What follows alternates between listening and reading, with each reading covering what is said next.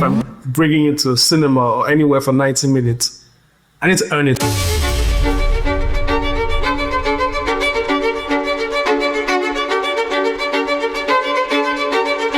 You're creating something, it has to be perfect. Or it has to have a meaning to everything. No, it needs to have a meaning to you. What you did with the other series triggered that in me. I never knock any job down. I see all the effort, I never knock it down. But I'm always of the opinion that we can be more intentional.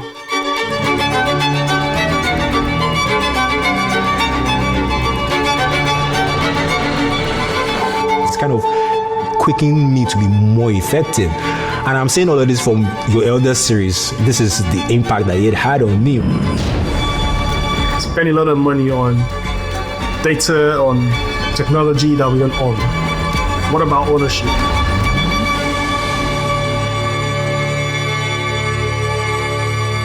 You know, it's not just about telling a story. It's about how you tell that story.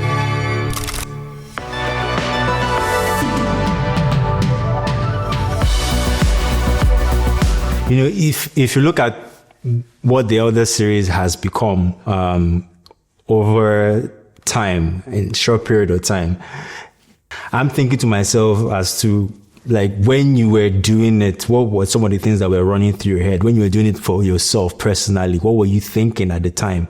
And keeping in mind that the work that you were doing, you had no intention of releasing it. You were creating and you were dabbling and doing all of these things. And I'm trying to picture how that process felt like or looked like. What were you doing? How were you going about that process? Were you writing prompts and then stuff was just popping up? And how was that making you feel? I know I'm taking you back a bit, but I'm trying to actually picture in my head how you even thought to yourself that this was going to be therapeutic for me in the first place. So I'll just take you back a little bit on why I choose art, or why I've always chosen art for therapy. I learn from history. I like to learn from other people's experiences. I like to see how people, you know, rose and what brought them down. I like to see what people get addicted to, especially if you are under a lot of stress or doing a job that might put you under a lot of stress, or even living in a country like where we're living in, where you could easily be under a lot, you know. And I thought about most of the greats, you know, or the guys that have been up there and come down. They're always taught to maybe drugs or alcohol, or they misbehave. They just go out of character just to step out of themselves for a bit. We see that with a lot of people. We try and wonder why. Some people call them bipolar. Some people, well, there are many things that are going on in their heads. You know, there's a space where you would get to, you know, mentally and even physically or whatever, that you would be above a certain kind of mentality than just the regular person. If you've read a bunch of books or if you've put up your skills to a certain level, there's always a space where you would be at where your faculty is quite different from just regular. And that means, you know, you're sleeping less, you're studying more, you're researching more, you're going into rabbit holes. You know, you just want to be the best at what you do. That's not easy. That comes with a lot of stress. So my background is in film, you know, high budget film production when it comes to TV commercials, documentaries. That's what I've been doing for the past 16, 17 years. So everything that has to do with tech was mostly an addition to what I do for my background, my bread and butter pretty much. So when I try to step away from that, like all of that, I create, because that's creating, but I create for myself. So I do something away from that. That is, I could be painting, I could be drawing, I could be sketching, I could be just editing the photo, but something that just, as soon as I start, I'm in that world, nothing else matters. I'm just there creative. I like to put myself in that space. And I found out the more I put myself in that space, the more I live in that world, the more I'm even more creative when I come out of that space. You know, I have a bunch of things that I did and I have done within that space that nobody has ever seen. Sometimes I just bring one or two things out over the years, because it wasn't really meant for public consumption. It was my state of mind at that point, me expressing me. And I know that's how a bunch of artists are, but most artists that do it for public consumption, but because I didn't classify myself as that kind of artist, I didn't want to kind of mix it, like being a jack of all trades or doing a bunch of things. I wanted to focus on what I was doing, be great at what I was doing. So I was, building my career with that. Art was a way for me to step away from that, even if it's the same thing, but create with freedom without thinking about any consequences or anybody looking at the deliverables or whatever. I'm just creating. And that's, for me, was always, a way for therapy without having to drink alcohol or, do any other thing. It was stuff I could sustain and grow in. If I was going the other way around, I was trying to numb pain or whatever, I keep going deeper and deeper. I'll keep hurting myself, my physical, my mental, like nothing is good for you. So that was a decision for my part from a long time ago, very, very long time ago. To whatever I'm doing, I need to do something that I can grow in, get better in, not something that I can just escape from, and it's a temporary thing. So my go-to was always, when I buy a new phone, I don't give the previous one out or sell it or whatever. I have my old phones because my libraries are full. I can't back them up anywhere or wherever. So when I have a new, I start afresh, and I have old like stuff. I just go back, charge it, turn it on, and I'm looking at stuff that I've forgotten about. That's my own way of keeping things apart from the cloud and stuff. So AI, I was already exploring AI at that point. I was already seeing how to use AI for storyboarding, how to maximize my workflows. Before generative AI even, we've been experimenting with it. So when generative AI came out and it was still very much not what it is today, I was already exploring and I was thinking about how can I use that tool and technology to tell stories, or to express myself in a way that I couldn't express normally.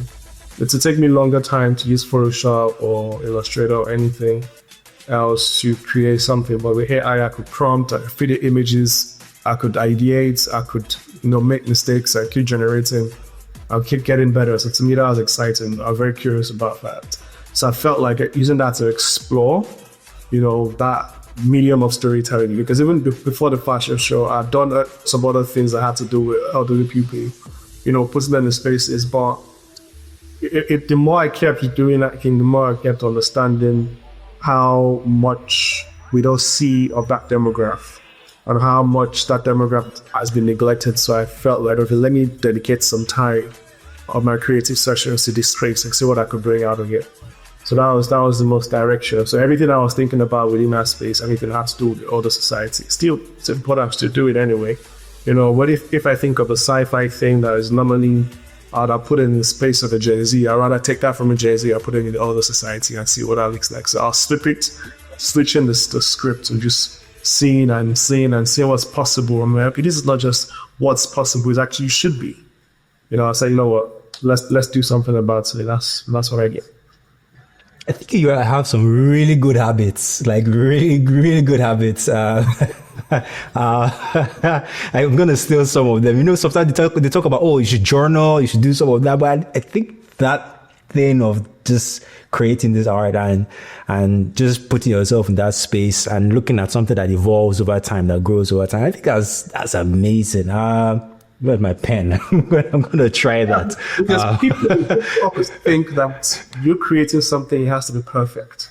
Or it has to have a meaning to everything. No, it needs to have a meaning to you that are creating it. If it means something to you, there are people that would understand. So that's what I felt. So whatever I was creating, I wasn't trying to be perfect. I wasn't trying to create the best art. I was just trying to tell a story that was real, that was true, that was raw. That I understood, that I could feel, that I could go back to and remember and go back into that space. So I was very, very, very intentional about it. And the more I did that, the more I learned things about myself as well. The more I learned things about my community, my people that I interact with. So it was more of me just going into that rabbit hole, and it's literally what has helped my creative process. How I've grown faster and faster. I learn quicker. I'm one of the fastest learners think of when it comes to learning anything, physical, digital, However, if I spend a few hours on it, I already know that it kind of helped me while I was in the university as well. I was one of those people that you might see passing the day before or during my exam, everything I'm passing, I'm getting, I was one of those as well. So you're one of those guys. yes, I always used to tell some of my friends, look, if you see me party, don't party with me because I know exactly what I'm doing. I always used to say this kind of things like, don't think I'm not nonchalant, and they seem that way, but I know exactly what I'm doing because I understand how my brain works. Yeah. Let's go to the Elder series, and I like the fact that all of this led you there. And for me, the one thing that I really loved about it was how what started using AI, using technology, was influencing life. I mean, for those who may not have seen it, they need to go check out some of your work, but you've taken, these images, that would typically have focused on younger people, younger models, younger men, younger women. And you've focused on elderly people, and you've created an entire world where people, that we've never seen on the runway before. I ain't never seen an older person on the runway before. I can't even ever, I can't remember ever seeing anyone older than, 50, but I was seeing 65, 85, real great, and at first it was just AI, but then it moved from AI to real life. I was blown away by that. I was honestly blown away by that because I think that for me, it showed the power of technology, but it also showed the power of art in being able to influence life. And I just want to talk about that. What was that transition like? Was it intentional? What was going through your mind at the time when you started? Definitely. So everything, my basic intention for when I started using AI was not to be an AI artist. Some people that call me always an AI artist, I'm looking at you, what does that really mean? For me, my basic intention for when I started using AI was to influence real life. That was part of my intention. And when people were calling me, was an AI artist or just that, I'm like, what does that even mean? I'm a storyteller. I'm not an artist. I'm just an artist. I use AI as a tool, So everything I created with AI, I used to always try and find a way to interpret that in real life. Either trying to augment it with augmented reality or try to recreate it one way, in a film or something. But it's mostly an inspiration for something physical. So I always wanted to, the day I created the fashion show for the elders, I always wanted to do something real. Like I said, this has to be something real. Like, why don't we have anything there? Why are there no references anywhere? And that's sparked a lot of conversations with a lot of people, bodies, fashion, everything about the why. It changed a lot of things. That even if I wasn't directly involved in it, some way inspired a lot of people to equip other people on the campaign. And I'm talking major designers, major fashion shows, major organizations as well. And that shows how far wide and important storytelling can be, regardless if it was AI or not. If I had drawn those things and I put them up there, it would have the same impact because it was not about the tool, it was really about the story. And that's what it should be anyway. So I always try to step away from, it's this facade of a tool, but move towards, it's the story. This is the story we're trying to tell and everything. But I'm very, very, very proud, very excited of how everything turned out. The movement has become, the countries that have reached out to me, I want to find a way to bring to that country and do it as well. Many things have happened. Many doors are opened afterwards, and we're still growing. So, hopeful and excited. That's exciting because I think when you look at what you just said about how it's about how the story, influences life and how it transforms the way people see something, it takes me to something else that I listened to that you mentioned in your keynote, and I really want to talk about that right now, is, in creating the art, whether you had used AI, whether you had drawn it, or whether you had to work on it in post-production, VFX, or whatever it might be, there was a major challenge that you mentioned that you faced, which I personally, being a creative person, I've also faced, in that when you are trying to create or generate imagery on a particular sect, particularly in this case, elderly Africans, for example, right? There is a challenge of the repository of imageries or the representation of that imagery that is available on the World Wide Web. And so, for example, we are very quite aware with the way AI works. For those who use it quite a lot, we know that there is some form of training.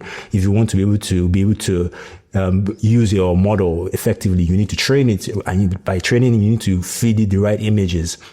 Now, in your case, you had to do a ton of training. I want to talk about that, in being able to get the images that you needed, because just making that request from the AI that is currently available, you find that you do not have images that represent Africans in the way you wanted to represent them. And then there's now also the challenge of the age of that, or the demographic that you're trying to portray. And I want to talk about how important it is what you're doing, and how important it is that stories being told by Africans need to continue being told, because it's so important in being able to shape the perceptions that people have about the continent. Yeah, so it's a great question. And we're still facing it today. And when I was looking for reference series, when I was trying to create just by prompting, I would never ever get, those images. But when you look at the history of how AI was even trained in the first place, AI was trained on the global north, not the global south. And that means that everything that has to do with our cultures or whatever was not really part of that conversation. It was just the surface level. And that surface level is usually what the media portrays. And what does the media portray? Stereotypes. So that was already a problem, right? You're thinking about how can we solve that problem? Yes, but when refining everything, I had to do a lot of refinement. I had to do a lot of, reference images. I had to do a lot of prompt engineering to get to a particular space to get the right results. But at the end of the day, I'm still refining for the Western data sets. I'm still refining all these machines that by refining, we're not really solving a problem. We need to properly start collecting, archiving, tagging and training data sets here from scratch. And I mean that from Africa. So that way we could get every part of the conversation, every sector, a part of the conversation, from the subcultures to the traditional cultures, languages. It's not just Igbo, Yoruba, Hausa. There are other languages, there are other cultures, there are other forms of fashion, there are other, everything has to be part of that conversation. Everybody has to be there. Everything matters, everybody matters. But the only way that could happen is if we are doing that ourselves. Big data doesn't really care about you. You just collect whatever it is, feeds it, let that trainer. And so when someone is in the corridor trying to be represented properly in the AI space, how is that going to be possible when there's not even a lot of data out there to put it out? So now it first starts with document, and also storytelling is very, very key with everything that we're doing. If we have to tell intentional stories, because AI learns from all the states. So let's say we had intentional stories being told about all our histories, our cultures, or everything, not just to tell stories to make numbers or tell stories just for the box office. No, we need to kind of build our future by projecting our history in a positive way. So that way the younger ones understand where they're going to, and they know they're not slaves, they know they're not imposters, positive driven stories that would empower. And that's what other spaces do. We are very, very intentional about that. If we did that, the problem will be as bad as it is today.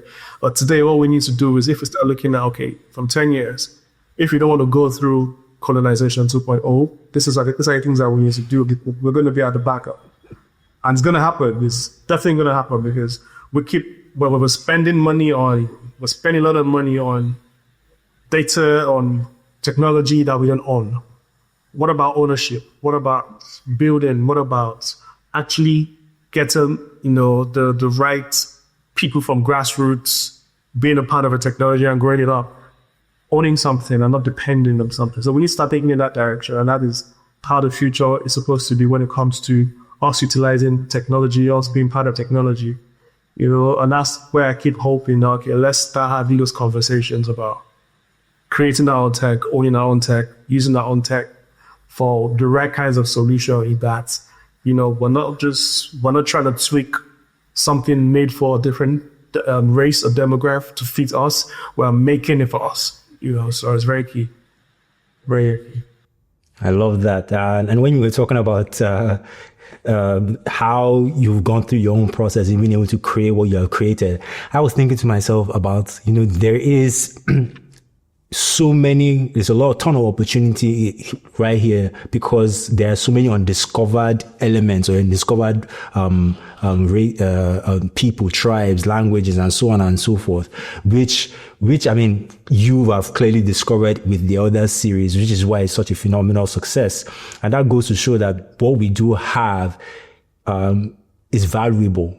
There's gold right here. And I mean, you have a ton of experience with big productions, with ads and so on and so forth. And I just wanted to reflect a bit. I mean, looking at what you've done, do you think that, more of what we are currently producing, and this is on a global scale beyond AI, in film, in all forms of media, do you think that we can, translate a lot more of those indigenous things in our productions and in our art in such a way that when people see them, they are being trained even mentally, emotionally, and so on and so forth, that this is the way, for example, a Yoruba man speaks vis-a-vis the way an Hausa man talks, and then this is the way, because you and I can see the difference between someone that grew up in the north and someone that grew up in the southern part of Nigeria.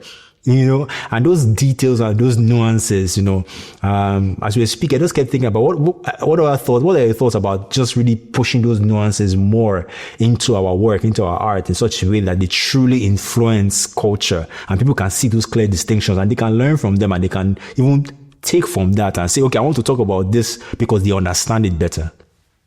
Yeah. So I'll be very candid with this. When you look at how Nollywood has grown from where they've come from, it's been tough. Really, it's been crazy coming from a space where there was no money until now that they're doing, billions of naira on the box office. It's been a crazy journey and it's been great. Kudos to everybody there. You understand? And that's not easy trying to play a role in a continent or in a world that doesn't really support, like the kinds of things that we do. So, but when you think about film, and what I've noticed about Nollywood, they've tried to always improve on the quality every time, using better cameras, using, better art direction or sets or whatever. It's because you could see that there's been an effort for that improvement as well, which is very good. But we need to start looking at this also from a point of view as artwork, as a piece of art. It's not just about telling a story. It's about how you tell that story. It's not just about building a world. What world are you building it? Because yes, I could tell a story that is based in Nigeria, but that Nigeria that you're based in could be wherever I want that Nigeria to be. It doesn't have to be exact same thing as I see every day. It could be aspirational.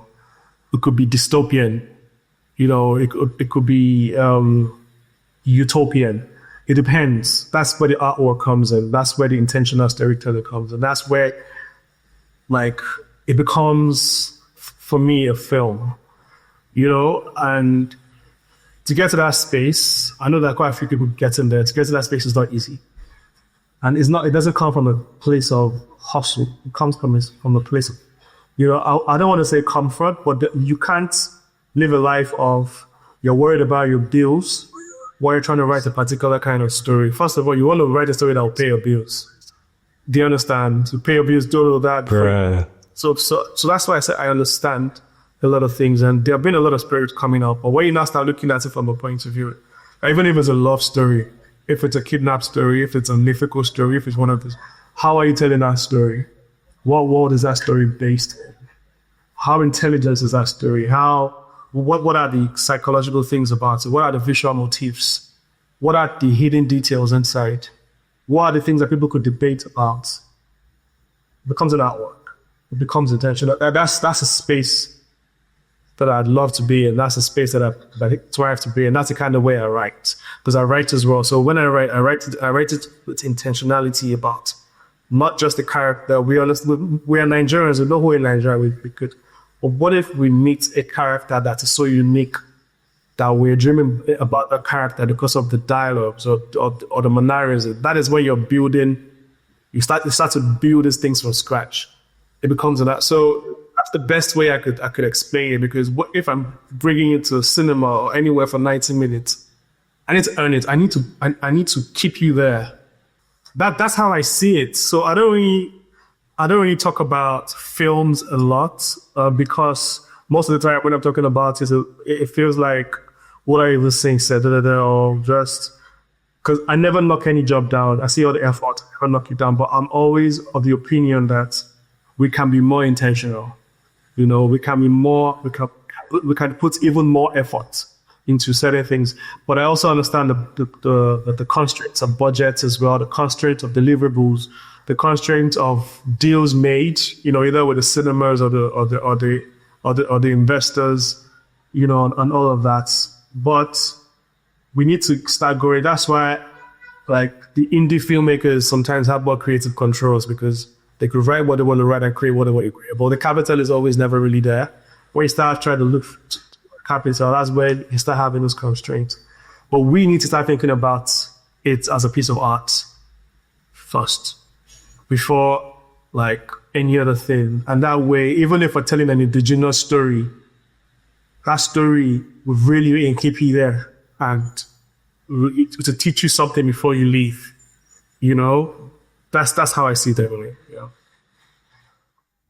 Bruh, you're so spot on. I know. I mean, I had a whole elder series conversation I wanted to talk to you about today, and we've talked about it a bit. But I think that you said some things here, bro. I want to touch in a bit. Okay, so whilst we're speaking, you talked about the character building, you know, and as you was two characters came to mind. I mean, popular characters, right? First is the Spider-Man character, and second is the Superman character we're all familiar with. But I'm more speaking more specifically about Miles Morales, Miles Morales character, and then obviously James Gunn's Superman now. And you know, these characters have been recycled and have been redone over and over and over again. But when you watch, for example, Into the Spider-Verse, like, I'm drawn to Miles Morales in a way that I can't explain, bro. I can't explain. But when I really see that character, I see the aspirational black child that those creators are trying to create. Those animators are trying to shape and mold and despite, you know, the stereotypes that we have had over the years, you know, I see the new kid, African American child that are trying to shape and mold and create. And I see how aspirational that character is. And the choices that the character makes, the mannerisms, the posture, the balance of maturity, of being, you know, still being cool, but having a sense of, you know, I know where I come from. And there's some nuances I was picking up from watching this stuff. And I'm saying to myself that I am blown by the intentionality that was used in creating this character. In fact, I had to, because in the case of Spider-Man Into the Spider-Verse, the character is animated. I was trying to find the person upon whom the character animation was based on, because I know animators do that. When they want to create a character, they would model the actions. So I was trying to find who was the person that they kind of use for this, that kind of thing. Like, sometimes I do that when I go down the rabbit hole a bit. I couldn't find the person. But when you were saying that, it clicked that I don't think I've seen any Nigerian Nollywood character that made me feel that way. That not about the story.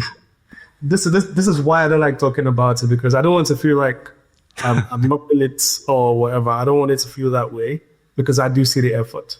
But we need to think about it from that action. I mean, I can mention the 20 Hollywood characters that have, you know, embedded something in my head one way or the other. You know, just by mannerisms, just by character building, just by how the character changes. Just you know, and when you think about the amount of time they spend building a character, the actors, the directors, the writers, you would understand why those characters make an impact.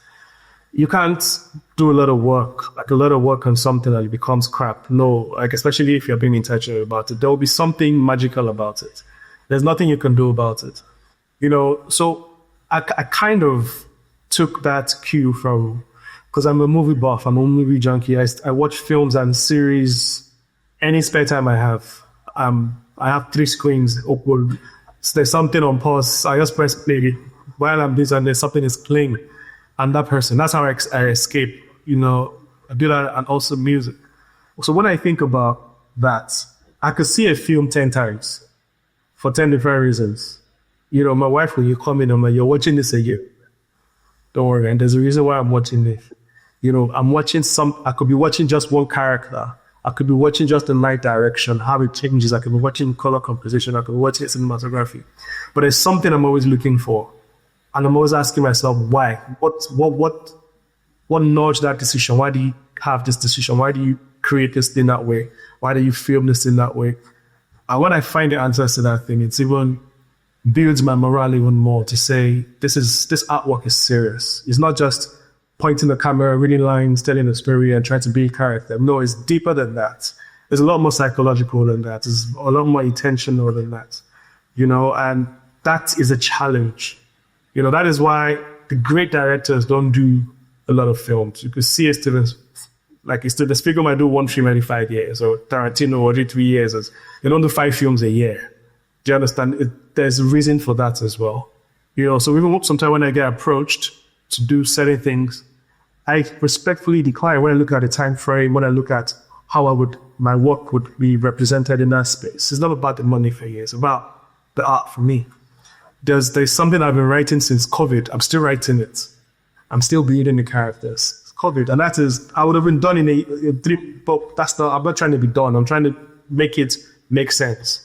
When I see things that I go back to them, like, I could delete an entire page or 2 pages and I go back and I rewrite it because it has to make sense to me. I'm someone that I watch very complicated films and I understand it.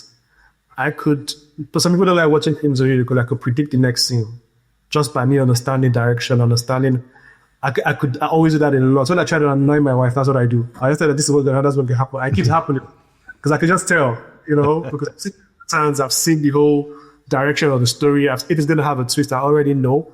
The great ones that I could never know, and those are the ones that real me, that I watched 10 times. I'm like, how did I see this coming? Like, the writers must have done this 20 times to make sure you're not finding it out.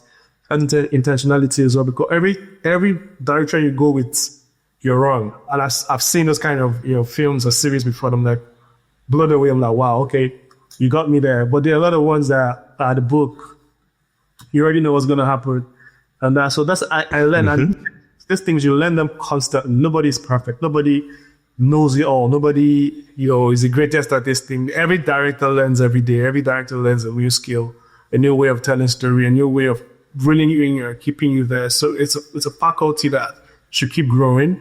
If we allow ourselves to grow in that space, I'm sure we'll see many better things come out, of this space as well. Amen. I love that.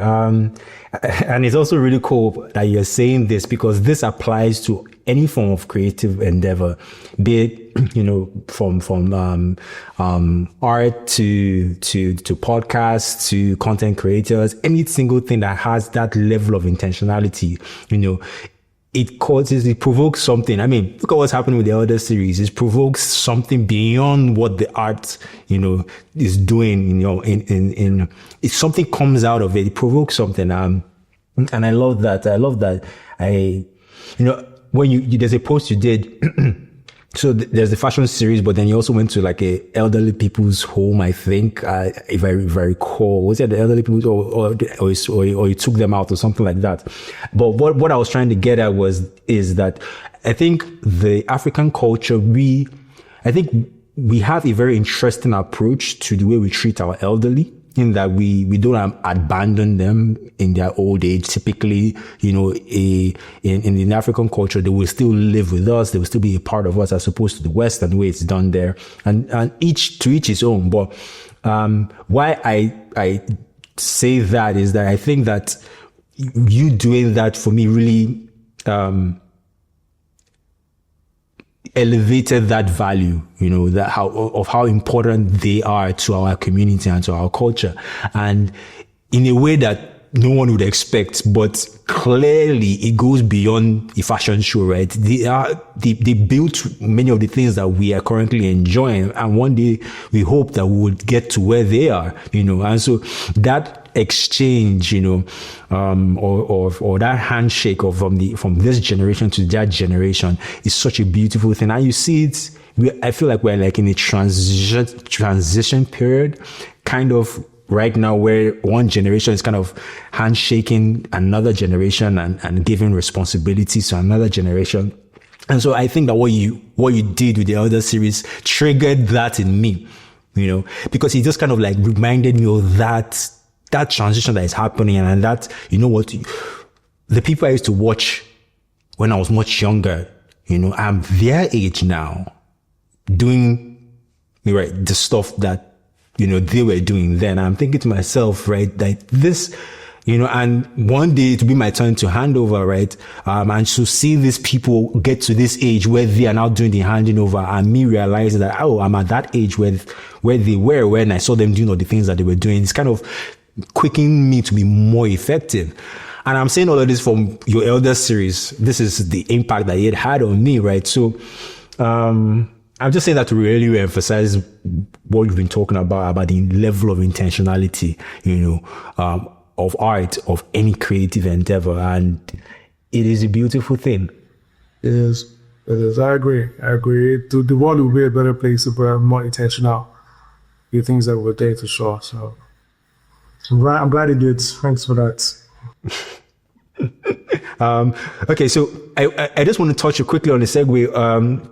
In your creating process, you've gone this far with the Elder series. Do you have any other plans to really push it beyond what currently is? What are we looking at? Yeah. Well, we have two, and it might be three, but we have two confirmed fashion shows for this year. One is in Lagos. Wow. Equity October 4th. The other one is in Barcelona, November 18th. Wow. And this are like major shows. Barcelona, we're opening for the Mozilla Festival in Barcelona. It's a big stage as well. In Nicole, we're having 50 models, age 65 and above, walk the runway, for the first time in history. It's going to be a big one. We're hoping to have some people that you've never seen in that space before on the runway. I'm talking about the aristocrat. I'm talking about the regular people. I'm talking about the actors, the musicians, like people in that demographic. Just celebrate them, celebrate life, celebrate fashion, and pay respect to our elders in a very elegant way. So that's just for now. Many other things are popping afterwards. We're launching a foundation on that same day called the Euphoria Foundation. It focuses on the elders as well in many different levels. So yeah, it's great things. Looking forward to go. Amazing, man. Looking forward to them as well. Lagos, Barcelona, and all the other things. Malik, it was a pleasure having this conversation with you, but I look forward to doing this again with you again, man. Perfect. It was my pleasure to be here. Thank you for having me.